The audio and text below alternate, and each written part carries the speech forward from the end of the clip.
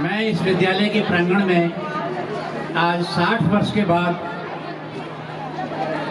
आ रहा हूँ, परंतु मुझे ऐसी अनुभूति नहीं हो रही है कि मैं इतने समय तक इस विद्यालय से अलग रहा। मेरे प्रिय छात्रों, जिस प्रकार आप आज गणतंत्र दिवस पर बैठे हुए हैं, एक समय था कि मैं भी आप ही की तरह इसी प्रांगण में बैठता था।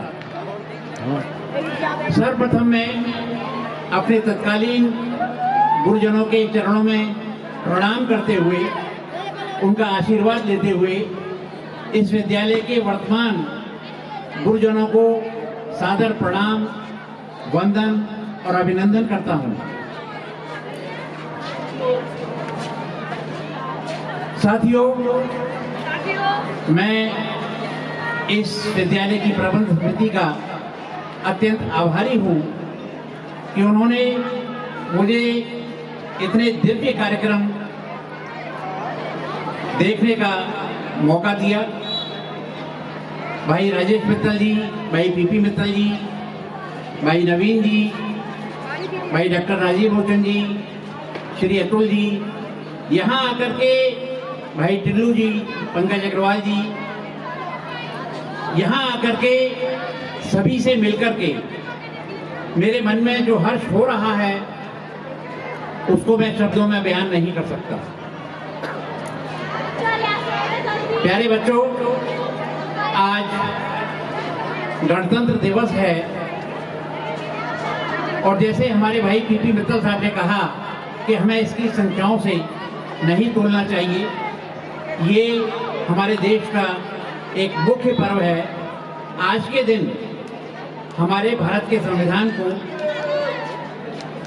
विरचित करके, विनियमित करके आत्मार्पित किया गया था।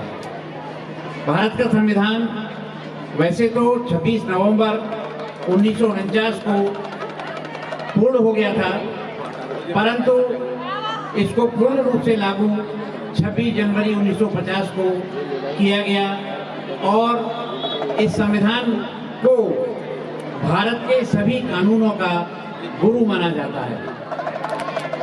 गुरु शब्द से मुझे याद आया कि जो समर्थ गुरु रामदास जी पर लघु नाटिका डॉक्टर राजीव जी ने लिखी, अत्यंत शिक्षाप्रद थी, अत्यंत अच्छी थी और मैं प्रतिभागी छात्रों का विशेष रूप से आभारी हूँ कि उन्होंने बिना कोई त्रुटि किए, बिना कहीं झिझक किए अपने संवाद बहुत अच्छे प्रकार से दिए।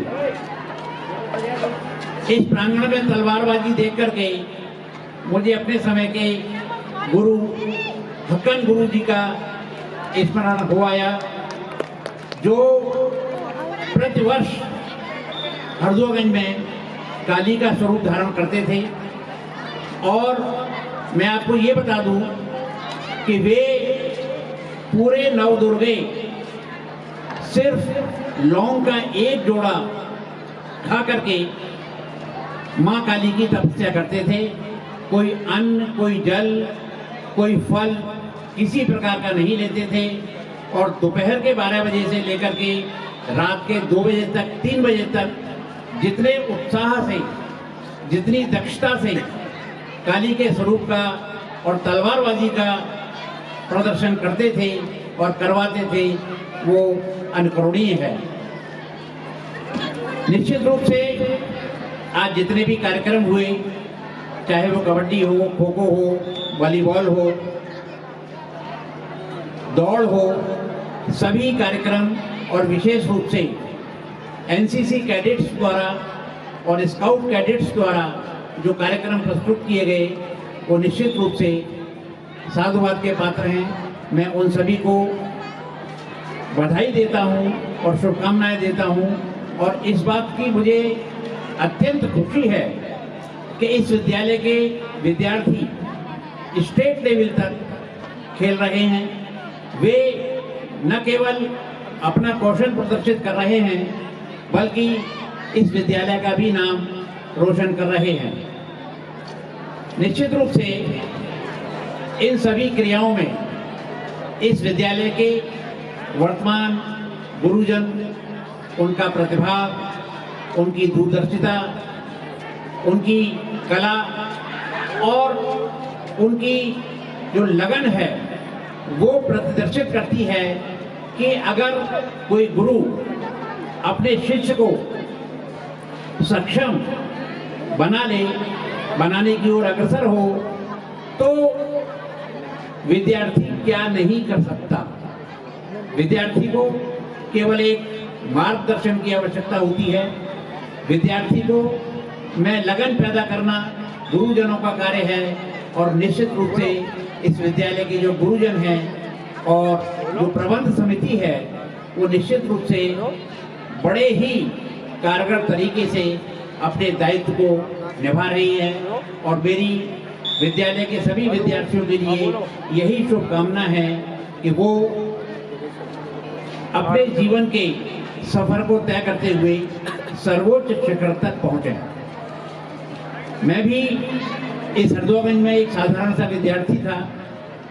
मेरी प्रारंभिक शिक्षा हमारे घर के पास ही एक प्राथमिक विद्यालय था, उसमें कक्षा 5 तक मेरी शिक्षा हुई और मुझे ये कहने में कोई संकोच नहीं है, उस समय ऐसा ही होता था। मैंने कक्षा 1 और 2 विद्यालय में जाकर के पढ़ी नहीं, कक्षा 3 और 4 एक साल में पास कर ली और उसके बाद कक्षा 5 में आ गया। उसके बाद हमारे घर के ही पास जूनियर हाई स्कूल था। जूनियर हाई स्कूल में कक्षा 6 में प्रवेश लिया और वहाँ उस समय जूनियर हाई स्कूल में बोर्ड की परीक्षा होती थी कक्षा 8 में, और बोर्ड की परीक्षा में सम्मिलित होने से पूर्व वहाँ ये परंपरा थी कि बाकायदा गायत्री मंत्र का जाप करके हवन पाठ कराया जाता था। परंतु इसे दुर्भाग्य कह लें या संयोग कह लें कि मैं जूनियर हाई स्कूल में कक्षा 8 में साइंस विषय में फेल हो गया और फेल होने के बाद फिर मैं अग्रसेन इंटर कॉलेज की तरफ मैंने अपना रुख किया और मैंने यहाँ से कक्षा 8 की परीक्षा उत्तीर्ण की। इसके बाद हम लोग सभी सपरिवार सहित अलीगढ़ शिफ्ट हो गए थे। अलीगढ़ में फिर हमने आगे की शिक्षा ग्रहण की। कहने का तात्पर्य ये है कि आज जिस प्रकार से इस विद्यालय की उन्नति, प्रगति मैं देख रहा हूँ वो शायद उस समय में किसी ने कल्पना भी नहीं की होगी। उस समय हम लोग टीन के शेड में बैठते थे, टीन के शेड में पढ़ते थे और जैसा कि समर्थ गुरु रामदास के नाटक में दिखाया गया कि एक शिक्षक द्वारा एक बच्चे को पीटे जाने पर उसकी शिकायत हो जाती थी।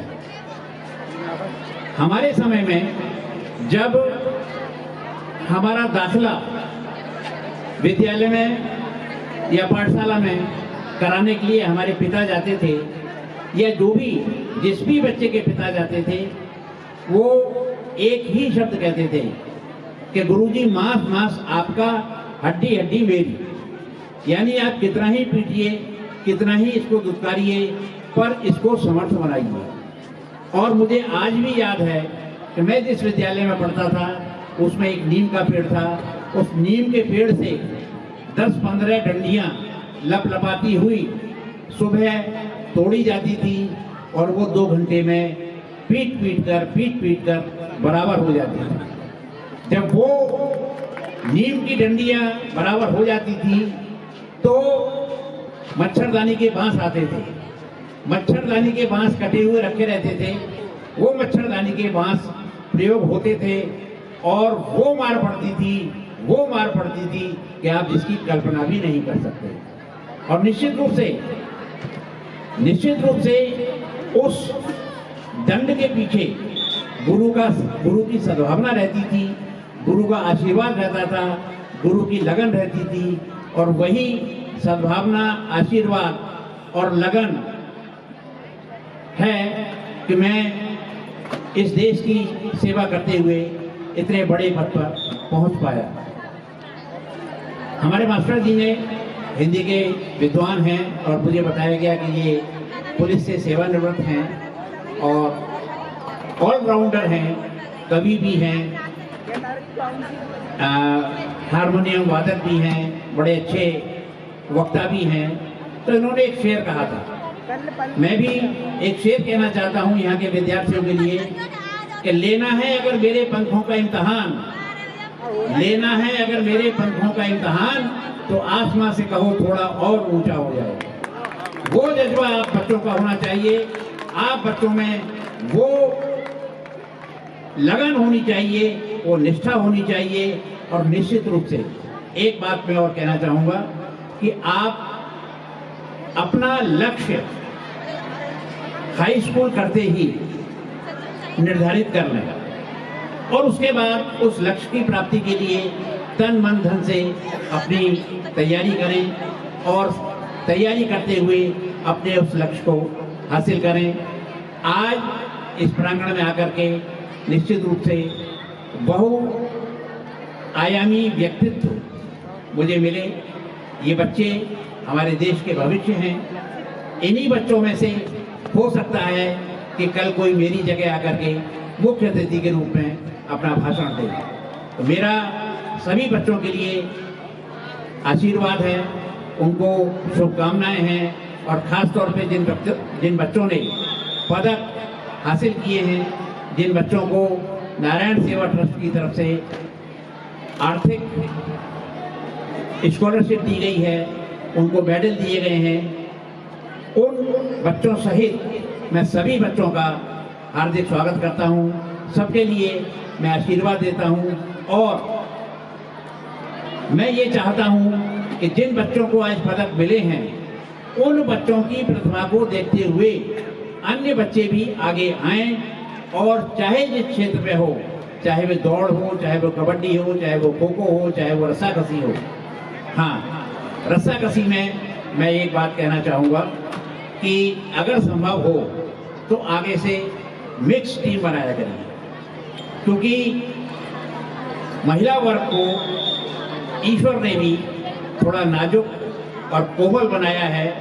ठीक है, आज की महिला पुरुष के बराबर कंधे से कंधा मिला करके चलती है और आज की नारी अगर उच्च शिक्षा में देखें, अगर आज की राज्य की सेवाओं में देखें, केंद्र की सेवाओं में देखें, तो निश्चित रूप से नारी आज पुरुषों से कहीं आगे है।